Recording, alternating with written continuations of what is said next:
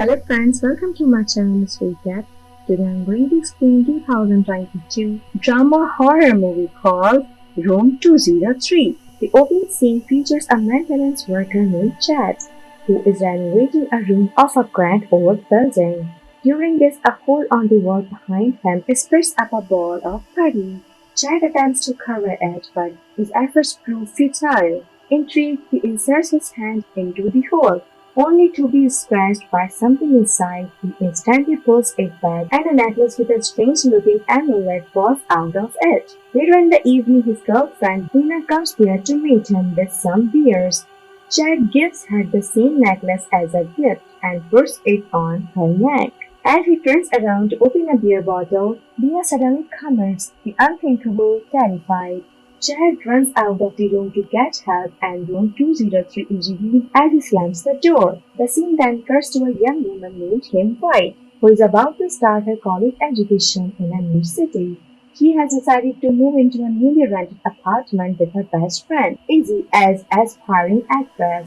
Kim's parents, however, are not at all supportive of this idea because of Izzy's past history with drugs and cases of overdose. As they drive her towards the city, they warn her that they won't keep any contact with her if she moves in with Izzy. Despite this, she ignores them and goes to the apartment where Izzy is waiting for her. Following this, the two best friends meet the creepy-looking landlord, Roland, who gives them a tour and wants them to stay out of the basement. He also explains that the apartment was just renovated, so all the flats are empty and the only other tenant on that floor is himself.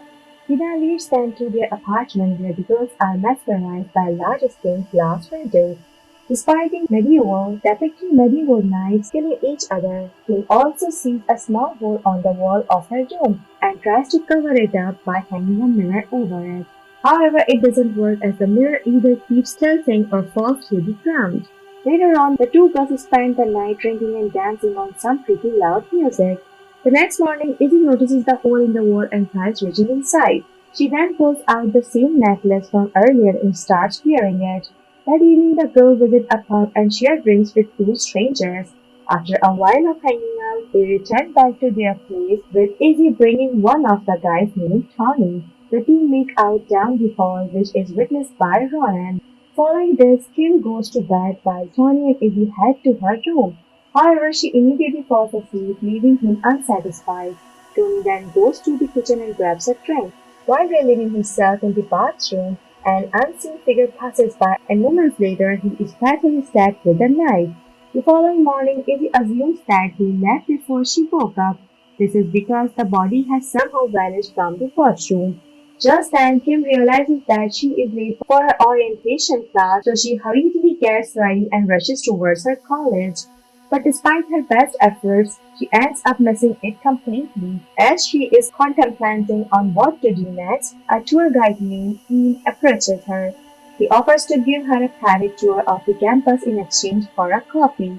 Kim agrees and they soon bond over their shared passion for journalism.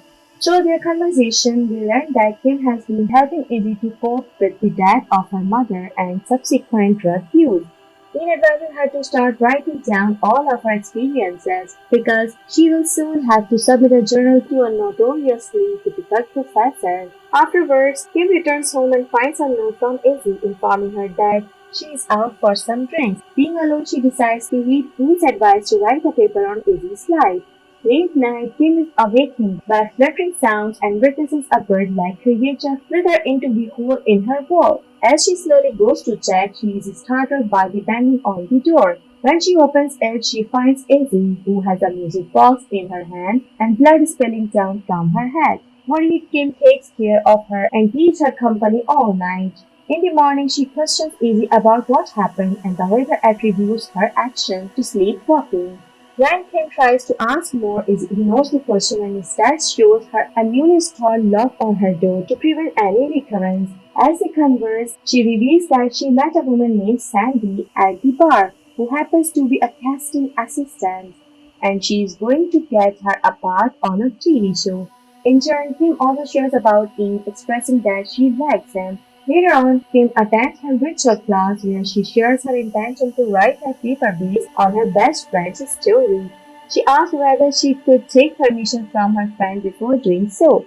Sticking to the code of journalism, the professor tells her that it's not compulsory until she keeps the character anonymous. In the afternoon, Izzy goes for a tea audition while Kim goes out for a coffee date with Ian. During this, she shares about how Izzy's mother died of an accidental overdose, and this caused her to plunge into depression. At one point, Izzy even tried to commit the unthinkable but failed. Returning home, Kim continues to work on her journal when she hears their front door open. She peeks through her room door and sees Izzy and Sandy, who soon begin to make out. Kim opts not to disturb them and goes to bed. At midnight, she wakes up to the sound of the music box and follows it to the living room. There she finds Izzy holding it and staring at the stained glass window. As Kim reaches here, Izzy screams as if in a puzzled trance and runs towards the restricted basement. As Kim reaches her, Izzy screams as if in a puzzled trance and runs towards the restricted basement. Despite being scared, Kim follows her and manages to retrieve the music box from the hand. Finally out of the trance, Izzy wets herself and cries out loud due to fear. Being the good friend that she is, Kim brings her back to her room and consoles her lovingly. The next day, she confides in Ian about what's been going on, including the musical box, the hole in her room, and the necklace Izzy retrieved from it. In response, he advises her to research this matter and also agrees to help her in it. After this, the two return to her apartment only to find Ronan staring at the stained glass. He reprimands Kim harshly for having gone down to the basement. As the landlord leaves, the two start researching the history of the apartment. After a while, they find out about a bank manager named Liam McNally who had murdered his pregnant wife, Karen, before killing himself in the very apartment they are staying, apartment 203. The pair realize that those are the names inscribed inside the music box that Izzy used to carry around during her sleepwalking. Their conversation eventually takes a romantic turn and they end up sleeping together. The same night, Kim is started awake by a noise in her room and is horrified to see a raven at the edge of her bed. She screams in terror, waking up Ian beside her. He looks around but finds nothing, so he comforts her saying it's just a dream. The following day, while Kim is away, a delivery man brings 2 packs of paper ordered by her to the apartment. Izzy receives it on behalf of her friend and takes it to Kim's room. There she finds a pre-printed journal that Kim wrote about her and becomes displeased. Meanwhile, Kim goes to meet with Milton Briggs, the janitor who had reported Karen's murder years ago. Milton is initially hesitant to talk about it, but he agrees when Kim tells him that she now lives in the same apartment. As they converse, he reveals that McNally's baby survived but does not know what happened to him. Armed with this information, Kim returns to the apartment, only to be confronted by Izzy about the journal. She accuses her of betrayal when she needed her the most. Kim tries to tell her about the apartment's creepy history, but Izzy dismisses her and storms off in anger. On the other hand, Ian visits St. Mark's Cathedral to compare the stained glass windows there to the pictures he found in room 203. He soon realizes one of his pictures is upside down and actually depicts a demon. When he further connects the images to Celtic pagan symbols, he learns that it matches with an Irish mythology figure Morrigu, who often appears in the form of a crow and symbolizes death. Back at the apartment, Kim, who is upset by the argument, starts hammering the hole on the wall until the shriveled up, nasty old hand from a dead body falls out of it. Freaking her out, right then Ronan shows up from behind and abducts her before tying her up in his room. It is at this moment that he reveals he is none other than the son of Liam and Karen McNally, and the necklace Izzy has been wearing belonged to his mother. According to him, the curse chooses its victim through the necklace and compels them to kill oneself as well as others. However, Izzy is somehow resisting it, likely due to her resilience from her troubled past, fearing that Morrigu will come after him. Ronan now intends to kill both the tenants and present them as sacrificial offering. Meanwhile, Ian, who is aware of the truth, rushes to Kim's apartment to save her. Upon arriving, he stumbles upon Izzy, who is seemingly possessed. She pretends to seduce him, but soon showcases her demonic version and claims his life. Simultaneously, Ronan pins him down and starts reciting a ritual from his father's diary. But as he is about to kill her, She kicks him off, retrieves his knife, and stabs him in the eye. She then flees towards her room where she is greeted by the grim sight of Ian's dead body. Heartbroken, she apologizes to him and covers him with a blanket.